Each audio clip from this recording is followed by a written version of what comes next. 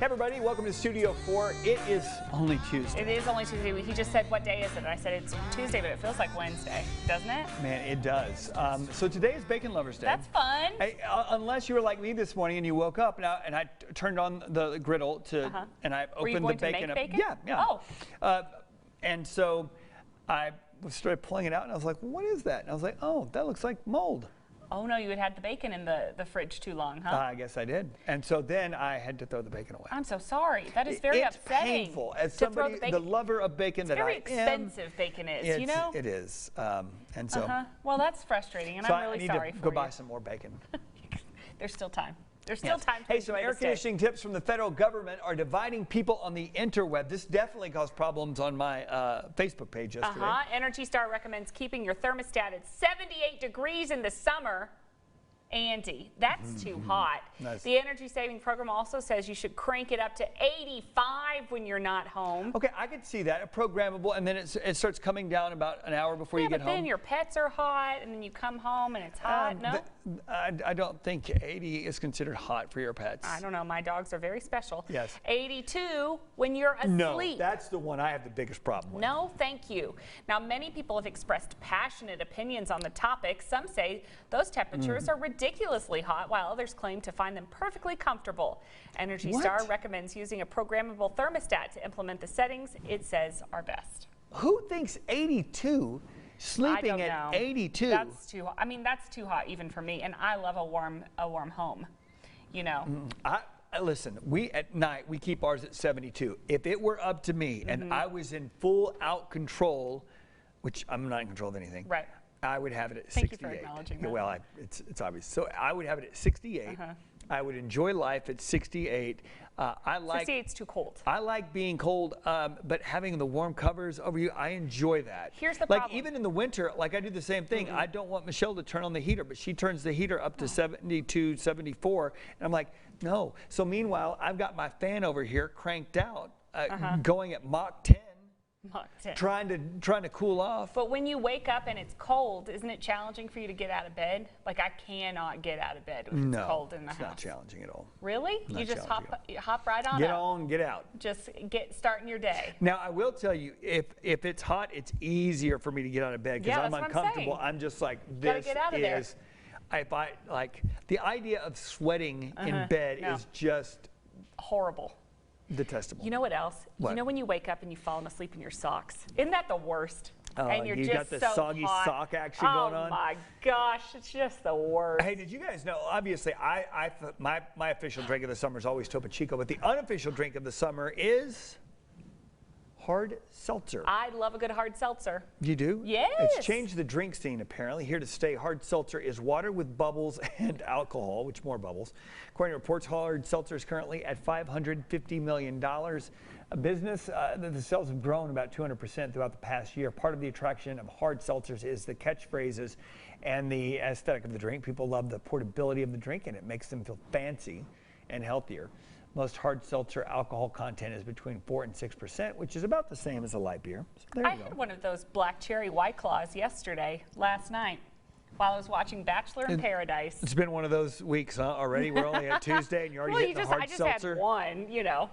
I mean, to get through Bachelor in Paradise, you do have to have some sort of a cocktail. Yes. You know, those are so good. And you know what else is great about them is they're only like 1 or 2 carbs, most of them, and like less than 100 calories or less. They're so good. Have you not had one? I think I've taken a sip of one just to see what it was like. But I think you had one that wasn't good because some of them are too sweet, but the other ones are not. Yeah. But here's if we're being honest, so I love Topo Chico. I love the bubbles, all right? I also enjoy having a beer. I enjoy the taste of a beer. Like, so if I don't know, like I enjoy my seltzer without the alcohol and my beer with it, I guess. Well, if you change your mind, you have the option. Give it a go. Isn't this a time to be alive? Okay, the sun has set on Lil Nas X's Old Town Road.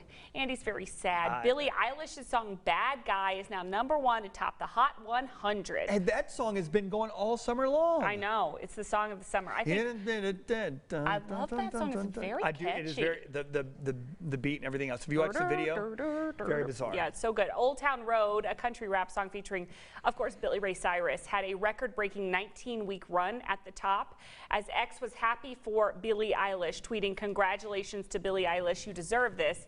Eilish at age 17 is the youngest female to hit #1 in a decade, when Demi Lovato debuted with Here We Go Again at age 16 in 2009. Now, Bad Guy is the first #1 hit for Eilish. A few weeks ago, Bad Guy was re-released with a verse by Justin Bieber, though I have not heard that version, which helped give the song a fresh boost.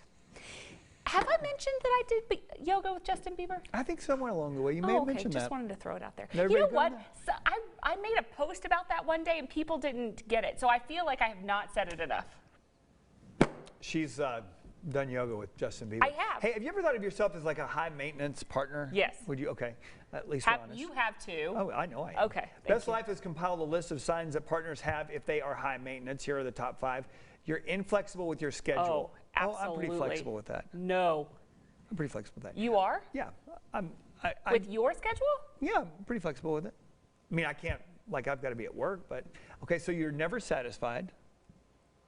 Well, For that to be true. I don't think that that's true necessarily for me, because sometimes I am. Sometimes. You get upset when texts go unanswered for more than 10 minutes. Oh, I don't care about that. Yeah, I don't really either. Unless I need it answered. Right. There are times, because I'm terrible about responding to texts, I try to be better at it. But yeah, it just happens. So I try to give a lot of grace there. There are times where I'll send texts and I may not hear back in a day or two. And I'm like, yeah, that happens. From Michelle? No. With Michelle and I have a rule like. Well, this is about your partner. Oh no. Well, you better answer. Yeah, that's what I'm saying. Oh, right? Isn't this about your partner? Okay. Amberly, so you isn't ask this about your partner to help and then criticize when the task is done. Ooh. Oh. So you ask for help and then you criticize the help that was given? But this is the one thing that we talked about the other day with Jody Holland is, I don't know if you were here or not. I can't remember if you were here. Okay. But men are notorious for underperforming on a task so they won't be asked to do it again. This happens, and Jody said there's actually a term for it. And it's called lazy? Well, yes, but something else. It's like scientific. But this is what happens. I'll ask Cody to do something and then he'll fold the towels incorrectly or something. So then he knows that I'm going to just fold the towels heretofore. You know what I mean? Yeah. And do you do that? No. I try to do it the right way because I'm pretty anal about that kind of thing. And so I like my shirts stacked a certain way. So I don't mind like if I go restack my shirts or I help fold. Like I don't. So you don't criticize if they're It's hard to criticize. We always say if you're giving help out, it's hard to criticize. Like it's tough. You complain constantly. That's another one. Okay. These signs are not just for a romantic relationship. It can also happen in a friendship or work relationship. So see, all that was like. Oh, sure. All that was kind of in there. Yeah. How many of those do you think you hit? Well, what do you think, Andy? Maybe a few. Maybe a baker's dozen. There were, Andy. Well, there were some we probably didn't get to. No, I'm sorry. I'm not a very good friend. You or are partner. a good friend. You are a good friend. You No, know what I'm you're not. great about? You're great about instantly replying on text. I do instantly reply, and I do complain. And but you're. Yeah. I can't say myself on this one. Okay, I'm a challenge. I'm a high maintenance friend. But you're a good friend. Thank you, Andy. You are too. You are. Let me tell you something. You are a loyal friend. I am loyal.